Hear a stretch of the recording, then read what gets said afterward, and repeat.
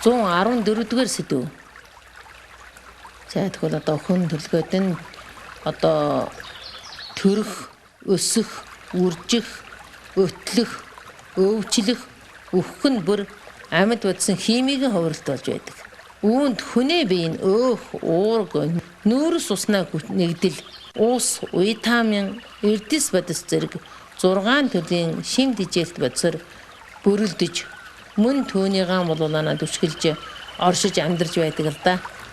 Үүнээс гадна хүчилтэрэгч болон сэрхиглэг идэж хүний биед бол маш чухал юм. Эдгээр нь хоорондоо чухам харьцангуй тэнцвэртэй байж аль нэг нь ч одоо дутаж болохгүй, аль нэг нь илүүдэж болохгүй байдаг.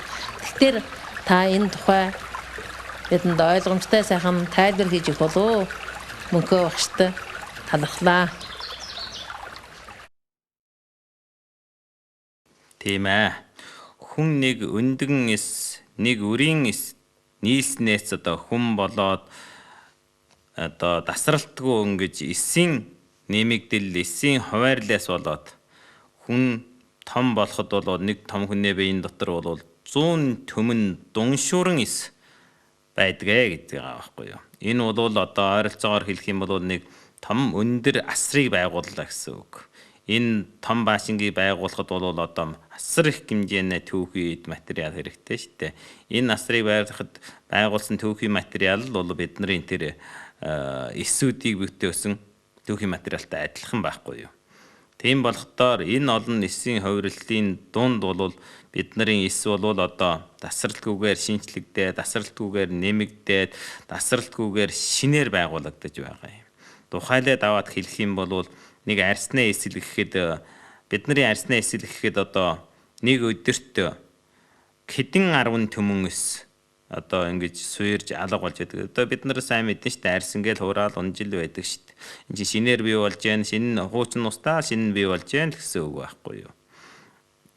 За цаашлаад аваад хэлэх юм бол бидний биеийн дотор бол цусны улаан эс байдаг. Цусны улаан эс, цусны улаан бөөмч гэж хэлдэг шүү дээ. Тэр чинь бол 120 өдрийн настай л байдаг. Тэгээ өдөрт бол 1 цэг 5 дуншуур улаан эс одоо устж байдаг. Тэгээд мөн ясан дотор 1 цэг 5 дуншуур эс бий болж байдаг. За ингээд шинчилж байдаг. Ясал гэхэд 4-6 жил шинчлээл бий болж байдаг. За эдгээр нь дандаа л энэ түүхийн материалуудаар бий болж байгаа шүү дээ. Энэ түүхийн материал нь юу байна гэвэл уурга байгаа, өөх байгаа, нүүрс усны нэгдэл, за тэгээд витамин эрдэс бодис ус. За тэгээ сэрхлэг гэдэг ийм 8 зүйлийн бодис бол үндсэн шим тэжээл байгаа байхгүй. Энийг түшгэлээл хүн ингээл оршиж байгаа байхгүй. Ингээл бодисуудын бүрдүүлэл шинэ биеийн шинчлэл ингээл амь нас үргэлжилж байгаа юм л та. Эдгээрийг бол бүр шим тэжээлт бодис гэж хэлж байгаа юм.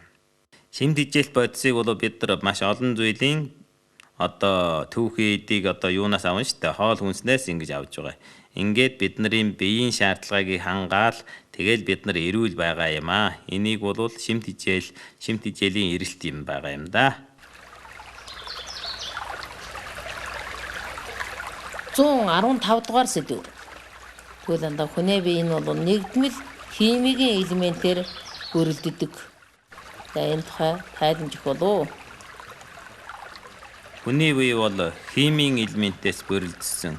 Энийг хүний одоо төрөх, өсөх, үхэх, өтлөх болоод нэг зүйлийн химийн бодисын хувирал юм аа. Ер нь бол хүний биеинд ерөнхийд нь ингээд аваад хэлэх юм бол нэг уургийн хэмжээ 17.5, өөхний хэмжээ 15, шихрийн хэмжээ тэг цэг 8%, витамин 101%, эрдэс бодис 4 цэг 7%, ус 61%, ойролцоогоор ийм нэг хүний хэмжээнд одоо байдаг. Энэ бол хүний биеийн одоо үндсэн бүтцийг оролцож байгаа хэмжээ. Жишээлбэл бидний биеинд одоо ийм хэмжээний муулагдж байна л гэсэн үг. бид нар цаг үргэлжил тэд нарыг хэрэгсэж байдаг. Тухайлбал одоо бидний зүрхнээ зохилоо, цусан эргээлт, амьсгал, шинэ хуучнаас солилцгоо, хөлөс гарах, тэгэл бид нарын ажил хөдөлмөр хийхэд зарцуулах энерги бүгдөө л энэ шимт хичээлт бодисоос ирээл бид нар энергийг зарцуулаад бид нар энийг ашиглаж л байдаг. За жишээлээд аваад хэлэх юм бол одоо бид нарын энергийг гол өөх болоод нүрс уснаа нэгдэл хангаж байдаг. Уураг бол бидний биеийн гол бүтэц, эсийн гол бүтэц нь уураг байдаг. Уураг байхгүй бол амнаас байхгүй л гэдэг байхгүй юу. За тэгээд витамин эрдэс бодисууд нь бол амьд бодисын солилцоо, амьд бодисын химигийн урвал дутагдаж боловсчгүй бодис. Бидний амь насыг эрүүлэр уртгаж байдаг, илүүрээр авч явж байдгийн чухал эд тийм ээ. За усыг бол бид нар сайн мэдэндээ тээвэр хийдэг. Тэгээд биеийн дотор үүсэж байгаа үйлдвэрээс үүсэж байгаа хаягдал бодисуудыг л цэвэрлж байдаг. Тэгэл ийм олон зүйлийн бодисууд л бидний биеинд одоо эрүүл явахад одоо маш ашигтай байдаг байхгүй. За энэ дотроо уураг, өөх, нүрс усны нэгдэл бол голлон энергийг хангаж байдаг тийм ээ. Энерги ихтгэхээр бид нарт харгална. Энерги багтахтараа бид нар турна. Витамин эрдэс бодис ус бол энерги хангахгүй шүү дээ тийм ээ. Ингэж л ойлгол зүйтэй болов гэж бодож байна да. 116 дугаар сэдв. Тэгвэл одоо эдгээр шимт хичээлтэй бодсон хаагаас ирдэв. Тохирсон тийм харьцалтай юу? Энэ тухай өнөхөө багштай ярьж өгөх болов. Шимт хичээл бол бидний голдуу бидний идэж байгаа хоол хүнс тийм ээ. Нарнаас бас авч байна. Өчил төрөгчийг бид нар амьсгалаараа авж байна. Голдуу ингэж л ирж байгаа л да. Жишээлбэл бид нар олон төрлийн хоол хүнсийг идээ шимт хичээлийг тэнцвэртэй байлгах. Энэ бол одоо хүн болгоно л мэдэж байгаа. Бидний бие бол одоо нэг том одоо мод ч юм уу том нэг барилга байгууламжаар бодоход түүнийг байгуулахад одоо хэрэгсэх материал хэрэгтэй. Түүний амь насыг үргэлжлэн устгахын тулд одоо ус захиргаан ч гэдэг юм уу мод бол одоо нэг ургамлаар аваад хэрэгтэл түүнээ тасралтгүйгээр шимт хичээл өөртөө авж л байдаг байхгүй юу тийм ээ. Шимт хичээл тэнцвэртэй байх үед л одоо тэр эрүүлэр ингээд өсөн торнож байдаг. Биеийн эсэргүүцэх хүчин, түүнээ одоо өвчнийг эсэргүүцэх хүчин, дархалгаа бүх тал нь сайн байдаг тийм ээ. Тийм болохоор бидний түүхийн материал бол маш их чухал байдаг. Бид нар түүхийн материалаа зөв сонгож авах хэрэгтэй. Тэгээд зөв материалыг сонгосон суурин дээр тэнцвэртэй байх хэрэгтэй. Тэнцвэртэй байвал бид нарын биеийн дотор сая эрүүл байж болно тийм ээ. Нэг юм барилга байгууламжийг байгуулахдаа түүхийн материал ч л их чухал шүү дээ. Сайн материалаар бариул он удаан жил тэгээд унахгүй байгаад байна шүү дээ тийм ээ. Муу материалаар бариул тэгээд одоо суйраад унах ийм л аюултай байдаг. Тийм болохоор бид нар идэж ууж байгаа хоол хүнсэндээ анхааралтай байд шимт хичээлийн тэнцвэрийг сайн баталж ядуулаад бүх барилгаа барьж янэ л гэсэн үг. Тэгээл одоо бид нар эрүүл байхын үндэс бүрдэж байгаа юм аа. За баярлалаа. 117 дугаар сэдв. Уураг бол аливаа амь наснаа орших хэлбэр. Иймээс бол уураггүй бол амь насгүй. Тэгвэл аль их бол аль сайн уу? Энэ тухайгаан та тайлбарж хийж өгөх болов. Өрөн гүйцэд уураг бол хүний биеийг гөрөлдөх, хүний биеийг сэлбэх, хүний биеийг үргэлжлэн эрүүлэр оршин тогтохын хамгийн чухал бодис. Уураг байхгүй бол амьд бодис байхгүй гэдэг үг байдаг тийм ээ. Ийм болохоор уураг бол зайлшгүй шаардлагатай бодис юм байна гэж бид бодох хэрэгтэй. Тэгээд энэ уурган дотор маш олон зүйлийн уураг байна л дээ. Жишээлбэл одоо амтны гаралтай уураг бол маш сайн уураг. Гэвч түүнийг бол зохих хэмжээнд байхад хүний эрүүл мэндэд одоо маш сайн үйлдэл үзүүлдэг. Хэрвээ хэтрүүл бас эрүүл мэндэд муугаар нөлөөлдөг юм аа. Жишээлээд аваад хэлэх юм бол уурган дотор их хэмжээний өөхлийг бодис, холестерин, дангу чум байдаг. За дараад нь аваад ирэх юм бол уургийг идж оруулсны дараа уурагд бол биеийн дотор их хэмжээний одоо химигийн үйлдвэр явагдаад бас хаягдмал бодис, хорт бодис үүсдэг. За энэ нэргээд бид нарын эд эсэнд нөлөөлнө, нэлгэнд нөлөөлнө, бөөрөнд нөлөөлнө тийм ээ. Түүнээс цааш аваад хэлэх юм бол уурган дотор бол одоо Люха анжи суан гэдэг нэг бодис байна. За энэ бодис нь яа гэвэл гадагшлах үедээ хөхрийн төрлийн бодис. Гадагшлах үедээ бидний ясан дотор байгаа кальцийг аваад явцдаг. Тэгтэрэн бидний яс сэргэж идэг. Тийм болохоор л одоо манай Монгол ээжнэрийн хөл их муу байдаг чинь мах эцсэнтэй л их холбогдолтой байдаг байхгүй юу. Тийм болохоор махыг заавал идэх хэрэгтэй. Тэгээд зохимжтой л байх хэрэгтэй байгаа. Тэгээд уураг бол одоо бидний өсөд төрөх одоо тэр бүх юмд холбогдолтой. За уураг багтан бол бид нар ядард юм уу, биеийн дархалгаа мууддаг юм уу, одоо ой тогтоолт муудах олон зүйлийн асуудал үүснэ шүү дээ, тийм ээ. Ийм болохоор уургийг гүйцэд тохиромжтой байх хэрэгтэй. Хүний биеийн бүтэц бол гол бүтэц нь бол одоо уураг гэсэн. Тийм нэ 118% эзэлж байдаг. Ийм болохоор уураг бол тасралтгүйгээр л хүний биеинд орж ирээд задраад нэгдээд ингээд ийм нэг хөдөлгөөнт байдалд л байдаг байхгүй юу. Тэгээд одоо бидний биеийн доторх эсвэл тасралтгүй хувиралт үүсэж яадаг. Тэгээд одоо тасралтгүй шинчилж байх ёстой. Одоо муудсан эсэн солиод шин болгоол байдаг. Өдөрт бол ойролцоогоор хүний биеийн 103 уургийг шинээр бий болгож шинэ материал хэрэгтэй байдаг байхгүй юу. Ингэхээр бол хүнд бол зайлшгүй шаардлагатай гэж ойлгож байгаа юм. Одоо зарим улсууд одоо мах битээ идэ гэж мах битгүй байж болохгүй мах заавал идэх хэрэгтэй. Ягаад гэвэл бид нар өдөр болгон уурга хэрэглэх ёстой юм чинь биеийн шинжлэх ёстой байдаг. Ийм болохоор энийг зөв ойлгох хэрэгтэй. Одоо хүн надаас хэлж асууж л байд юм л да. Одоо эрүүл мэндийг ярина гэхээр одоо тэгвэл идэж уух мах идэж болохгүй бөө би хүний идэхийг ерөөсөө хоригддаг. Хамгийн гол нь та энэ нийгэм одоо сайхан баялаг тансаг болж штэ. Тэгвэл та тансаг баялаг юм уу баян хүн шиг л амьдрах ёстой. Олон зүйлийн хоолыг ид бити ганцхан мах идэж магнаг өмсгөл сайхан гэж бити бодоорой. Тэгээд махан тохиромжтой идэж явах ёстой байхгүй юу. Уураг гэдэг бол үндсэн бүтцэн химийн талаас аваад хэлэх юм бол нүүрс дөрөгч, ус дөрөгч, хүчил дөрөгч, азот ийм дөрвөн химийн элементээр л бүтсэн байгаа байхгүй юу. Үүнийг үндсэн дээр нь задлаад гэвэл одоо 20 хэдэн зүйлийн юм шивтэрт хүчил гэж хэлдэг. За шивтэрт хүчлийн хувьд бол 8 төрлийн шивтэрт хүчил бол хүний биед зайлшгүй шаардлагатай. Энийг бид нар өөрийн биедээ нэгдүүлж ядахгүй. Хүний биед 20-30 төрлийн байна л да шивтэрт хүчил байна. Гэвч бол энэ дотор 8-ыг бид нар бүрдүүлж ядахгүй. Тиймээс заавал өдөр болгон хоол хүнснээс зохистой авч байх чухалтай юм аа. Жишээлбэл уургийн хэмжээгээр аваад хэрэгтэй биеийн хүнцээр нь бодох хэрэгтэй.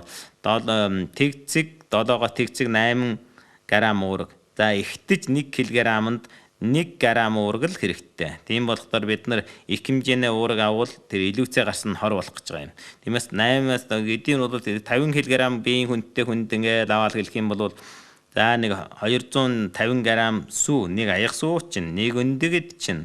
За нэг 50 г мах, бага зэрэг мах гэсэн үг тийм ээ. Тэгээ нэг 50 г буурцгийн төрлийн идэвхтэл бид нар одоо энэ өдрийн уургийн хэмжээ хангалттай болчихно гэсэн үг.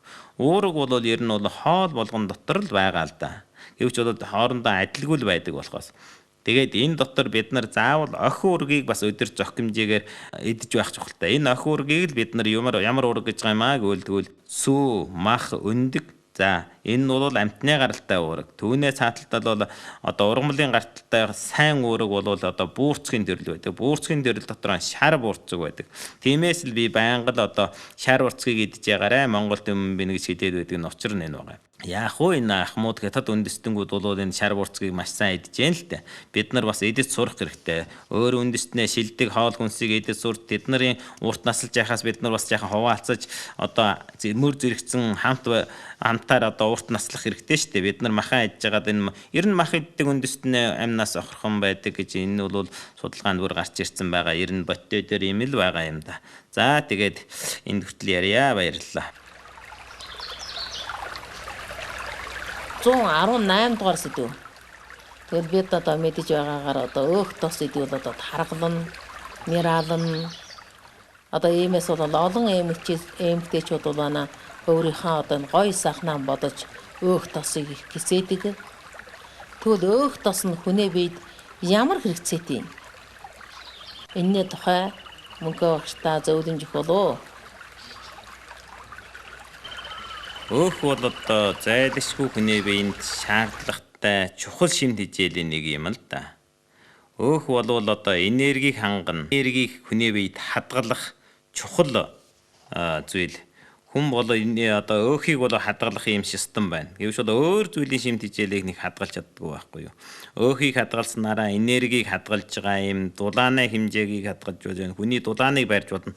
Тарган хүн бол харьцангуйгаар даахаас айдгүй шүү дээ, тийм ээ. Тэгээд хүний биеийг хамгаалахаар барахгүйгээр дотоод бодисын солилцоонд маш их чухал үйлдэл үзүүлж байдаг. Тэгээд одоо эсийн бүтөөх, эсийн бөрхөвч, тэгээд одоо энд одоо хүний биеийн бүтцэд чухал үйлдэл үзүүлнэ. Өөх тостой хоол идэхээр хүн бас амархан өлсдөггүй. Тэгээ өөх тостой байхдаар бидний арьс хүртэл зөөлөн байдаг, тийм ээ. Өөх бол одоо витаминыг тээвэрлэх маш их чухал зууч болдог. За энэ талаар бол өөх бол маш чухал, хүний биед бол одоо дутагдаж болшгүй юм аа. Өөхийг бол бас хэдэн төрөл тувааж болно бол өөхийг бол ханамал өөх, голдуу энэ амтны гаралтай өөхөд бол ханамал өөх байдیں۔ Тэгээд ханамал бус өөх болоод ороод ирэхээр ургамлын гаралтай өөх. Тэгээд өөхлөгийг бас фосфорт өөх болоод одоо холестерин, дангууршууны төрөл ингэж яваадаг. За өөх бол одоо бид нар бол өөхний хэмжээ бол хүний биед бол хэтэрвэл яадаг вүлээ, энерги хэтрээд бид нар амархан таргалан, тийм амархан тийм цусан судас атуурн сихэр шижин олон. Тэгээд одоо дэндүүр цаашлуул одоо хор тавдарч олох гажиг үйлдэл байдаг. Иймээс бол өөх бол цохих хэмжээнд бол хүний биед бол зайлшгүй шаардлагатай. За энэ бол амтны гаралтай өөх илүү ийм үйлдэлтэй байдаг. Хэрвээ ургамлын өөх бол харьцангуй бага хэмжээнд хэрэгжилсэн үед бол харин эдгээр өвчнгүүдийг номтгох бага олох. Тийм ээ. Жишээлбэл одоо сайн чанарын ханамал бус өөгч юм байж тэ зүрх цусан судасны хатуурлыг хязгаарладаг, хатууруулахыг сэргээлдэг үйлдэлтэй. Гэвч их хэмжээгнээ энэ ургамлын тосыг өөх идэхдээ таргалуул дахиад баян эрхэм өвчин олно. Ингээл яг нэг зүйлийн эргэлт байгаа юм л да. Тэгээд жишээлбэл одоо энэ сайн чанарын өөхнүүд бол бидний мэдрэлийн систем бол одоо тарих бол өөх бол маш их хэмжээний өөхлөг бодис байдаг байхгүй. Тэр нь бол фосфорт өөх юм төрөл голдуу байгаа юм л да. За ийм болохоор өөх гэдэг бол зайлшгүй одоо хүний биеийн одоо эрүүл мэндэд холбогдох, хүний биеийн тархинд холбогдож байгаа болохоор бидний оюун мэдрэл, бидний ой тогтоол, хүүхдийн өсөлт боожлт, арсны одоо тэр өнгөлөг байх, үснэ өнгөлөг байх, тэгээд хөгшрөлт одоо олон зүйлийн явдал бол маш холбогдолтой. Тэгээд одоо хүний эрүүл мэнд, эрүүлээр өсөх, тэгээд дархалгаатай холбогдолтой байдаг. Иймээс бол ер нь зайлшгүй шаардлагатай байдаг. Гэвч бол өдөрт их хэмжээний хэрэгжилж болдгоо. Ер нь бол хүнд бол өдөрт 25 г өөхл хэрэгтэй гэж авт маш бага штэ 25 г өөх гэдэг чинь бол за нэг амл гэсэн үг, нэг жоохон халбаг тостой тэмцэж байгаа байхгүй юу. За тэгээд ямар хуу хүмүүсүүд өөхийг илүү шиг хэрэгжилж болно гэвэл одоо өсөлтийн насны хүмүүс одоо илүү шиг байж болно. Тэгээд дээрээс нь тэр хитэн орчинд байгаа. Тэгээд гадна хөдөлмөр хийж байгаа. Тийм ийм хүмүүсүүд бол харьцангуйж байх илүү хэрэгжилж болно л доо.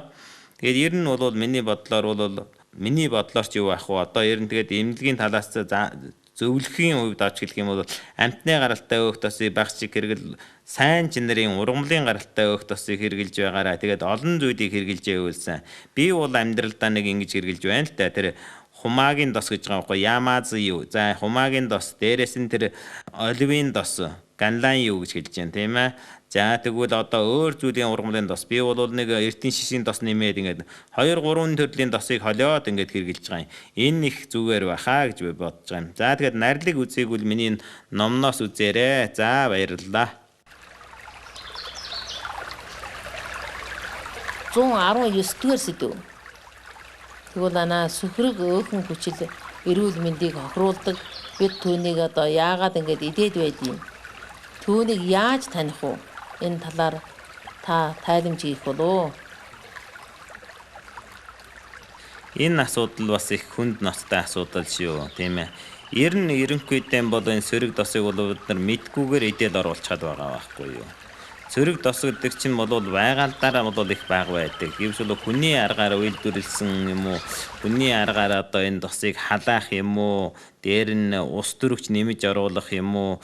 Цайруулах юм уу? Ийм олон зүйлийн аргаас болоод эрүүл мэндэд тохиролттой сөрөг дос үүсчихэж байгаа байхгүй юу? За энэ сөрөг досыг одоо жишээлбэл яг хийж байгаа сөрөг дос байна шүү дээ. Одоо энэ хүний аргаар хийсэн шар дос гэдэг байдаг шүү дээ. Хүний аргаар хийсэн досоо гэж байгаа. Энэ бол яа гэвэл хүний аргаар энэ ургамлын досон доор авчиад ус төрөгч хийгийг химийн аргаар шахаад оруулаад тэгээд тэр химийн бүтцэд нь хувирд үүсгээд тэр мэлтгэнээ урсж ясан дос чинь бас зарцаад ингээд урсгаан байгаа. Тэгээд амархан мууддаггүй хүний аргаар хийсэн ийм дос бий болчихж байгаа байхгүй юу. Энэ досны үйлдэл нь одоо ямар үйлдэлтэй гэхээр нэг бол одоо энэ торт хийх, бисквит хийх, одоо тэр хурдан төргөн хоол одоо ийм хоолнд одоо олон хэрэглэжин шихэр одоо тийм маруужин олон зүйлийн мөсмөлж одоо юмд хэрэгжилж байгаа байхгүй юу. Химийн үйлдвэр юм. Энэ амархан хувирдаг. Ийм батгаар бүтцэн их доктортой болчдөг. Тийм болохдоо энэ ийм юмар хийсэн хоол хүнсийг бол удаан хадгалж болдог. За ийм сайн үйлдэлтэй талтай болохдоо тэгээд их амттай штэ тийм ээ. Тэгээд тэр хэрвээ уурсж байгаа тэр мэлгэсэн досоор хийх тэр энэ хийж болохгүй зүйлсийг бол хийж болно штэ тийм ээ. Торт морт ингээ хийх тэр чинь төрсөн өдрийн одоо эддэг тэр юу гэдэг ангаг хэлж дээ л да. За иймэрхүү юмд бол одоо их чухал бүтээгдэхүүн болдог байхгүй юу. Гэвч энэ сөрөг дос нь бол хүний биед одоо маш муу үйлдэл үзүүлж байгаа байхгүй юу. Эхлээд бол одоо энэ чинь бол одоо хийж гаргаад бол энэ дотор холестерин байхгүй юм чинь ургамлын досоор хийсэн тийм ээ. Тэгвэл энэ чинь одоо дангуурчин байхгүй. Тэгвэл энэ чинь одоо хүнийг таргалуулахгүй, хүнийг одоо зүрх цусан суусны өвчин олуулахгүй гэж үзэжсэн байхгүй юу. Гэвч сүүлийн үеийн одоо үеийн судалгаагаанд үзсэн бол энэ бол яг тийм биш. Энэ сөрөг дос чинь бол яг хүнийг таргалуулдаг, тэр шихэр шижин өвчнийг олгодог, тэр сайн уургийг одоо муу уург болгож хойруулдаг, цусан судсыг атууруулдаг, эрүүл мэндийг хохируулдаг, ийм хэцүү зүрх цусан судсыг атууруулдаг ийм сөрхий юм амттан байсан байна. Ийм сөрхий юм байна гэд мэдж байгаа хүн. Тэндүүл зайшлуул одоо жирэмсэн хөврөлийн хүүхдийн эрүүл мэндэд их муугар нөлөөлдөг, хүний ой тогтоолтыг хүртэл муудуулдаг гэж судалгаанууд байна л да. Ийм болохдоор сөрөг дос гэдэг юмыг хизээх хэрэгтэй. Энэ амар төвчнийг яаж хамгаалнаг бол та илүүхэн тэр өөрийн гараараа хоолон хийж ижээ, досоон бити утаа гаргаж, дос утаа гаргахад л сөрөг дос болсдог гэж байгаа байхгүй юу. Олон удаа халаачихгүй. Ингүүл энэ чинь баталгаажж байгаа байхгүй юу. Гэвч бид нар тэр гуанзан тоол идэх, бид нар тэр тортыг аваж идэх, бид нар тэр шорлог идэх, олон зүйл дээр бид нар өөрийн анхаарал тэр л маруужин, тэр одоо мөсмөлж, тэр л одоо шихэрний зүйлс энэ дотор хойлцсон та мэдхийн арга байхгүй юу. За ингээл одоо эрүүл мэндтэй анхаарал тавих хэрэгтэй. Ер нь хоол идэх бол жаргалаа гэж. Жаргалын дундаас та өөрийн гараараа хийж идвэл нэн сайн жаргалаа, дээр нь эрүүл мэндийг олно гэж би байнга ярьдаг очрууд одоо энэ дотор байгаа юм л да. Ийм болохдоор тосон халаагаал утаа манруулж болохгүй. Шороо махыг шараал идэхдээ тэр бас сөрөг болохгүй л байгаа байхгүй юу. За ийм талууд анхаарал тэгээд өөрийн гараараа үйлдвэрлэлийн бүтээгдэхүүнийг баг хэрэглэх хэрэгтэй. Үйлдвэрлэлийн бүтээгдэхүүн дотор чинь тэгээд за сөрөг дос бай. За дээрс нь дос нь их, дээрс нь давс нь их, шихэр нь их ингээл эрүүл мэндийг охируулж байгаа байхгүй. Ийм талд л анхаарах болов уу гэж бодож энэ зүйлийг ярьж байна да. За баярлалаа. 120 дугаар сэдв. Тэгвэл бид одоо өдөр тутмын идээд байдаг гол хоол хүнс бол манад харимлын үүрэг. За тэгвэл мөн гулир будааны төрөл зүйл байдаг л да. Энэ нь шим тижээлийн аль төрөлд нь хараалагдаж байд юм бол доо та тайланч хийж их болоо. Энэ тухай одоо хүмүүсүүд нэг сайн ойлгодгүй юм шиг байгаа юм л да. Хүний биеийн гол энергийн гол эрэлт бол одоо бидний идж байгаа тариа төмснөө төрлөөд байдаг л дээ. Энийг бол одоо ард түмэн бол энийг гурил хоол хүнс гэж байгаа юм тийм ээ. Эмнэлгийн ухаандар бол шихрийн төрөл гэж байгаа юм. Химигийн бүтцээс нь бол нүүрс усны нэгдэл гэж байгаа юм. За бүтцээр нь аваад хэлэх юм бол эн чинь бол нүүрс дөрөгч, ус дөрөгч, хүчил дөрөгч ийм гурван химийн элементээр л бүтсэн байгаа байхгүй юу. Нийтлэг нэрэндээ бол бид нар бол шихэрч гэж байна, нүүрс усны нэгдэлч гэж л байгаа л да.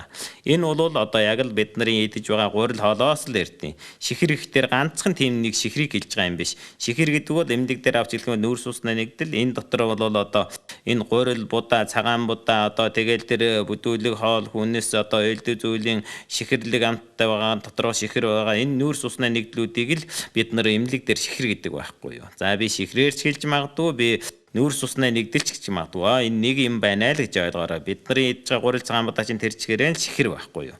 За ийм л учиртай юм байгаа. Тэрний шихрийнх нь уулагц бүтцөөс нь л янз бүрээр хэлж байгаа юм. За нэгд нь бол одоо энэ шихрийн төрлийг бид нар бол одоо гурил цагаан будаагаас авч болох юм байна тийм ээ. Нөгөө талаар бол ногоон ургамал дотор шихрийн төрөл байна. одоо тэгвэл бид нар тариа төмсөнд байна. Энэ хаанаас ирж ийнэ гэвэл одоо энэ ногоон өнгийн ургамал нүүрс төрөгчийн давхар эслэлээр одоо төвхий болгоод нарны энергийг ашиглаад ингээл одоо нүүрс усны нэгдлийг бий болгож байгаа байхгүй юу. За тэгээд одоо ургамал дотор чинь бол өөхч байна, уурагч байна, нүүрс усны нэгдэл голж байдаг. За тэгээд одоо энэ ногоон ургамлын нарны нийлэг гэж хэлдэг штэ. Ингээд бүтээсэн зүйлээ хаана хадгалнаа гэвэл голдуу бидний үндсэндээ тийм ээ. Тэгвэл өрөндөө. За эднэрийг бид нар идэж байгаа байхгүй. Тэгээд биеийнх нь бүтсэн нь бол одоо тэр ширхлийг идэ олон байдаг шүү дээ. Одоо тийм болохоор бид нар хүн бол тэр ногоон ургамлыг идээд юм уу одоо тэр өвсийг идээд бид нар бол шингээж чадахгүй. Бид нар задлах тийм тэр дотор бас энерги байна. Тэгэх чинь бид нар тэрийг задлж чадахгүй байгаа байхгүй. Тэгээд бид нарын одоо тэрнээс гадна бол бидний идж байгаа ногоо жимсэн дотор шихрийн төрөл байна, нүүрс усны нэгдэл байна гэсэн үг. За дээрээс нь одоо боловсруулаа гаргацсан тэр шихрийн төрөл байна. За ингээд одоо гурил цагаан будаагийн чинь одоо штэ уул нь бол шимт хичээл их бүрэн төгс олон зүйлийн шимт хичээл байгаа юм.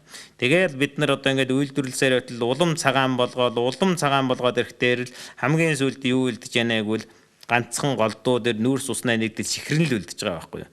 Тэгэнгүүтээ энэ аль цагаан гурил аль цагаан будаа гэдэг идэхтэй зэрэг бид нарын шихрийн цусны дотор байгаа шихэр маш хурдан огцом өөдөө өсдөг, огцом уруугаан ундаг. За ингээд эрүүл мэндэд нөлөөлөл энэ цагаан гурил цагаан будаа идээд байхдаа сүүлд нь яадаг вүлээ шихэр шижин өвчин л олон шитэ тийм ээ. Тэгээ хөдлөхгүй болохдоор энэ бол энерги хэтэрсэн юм хэлж байгаа.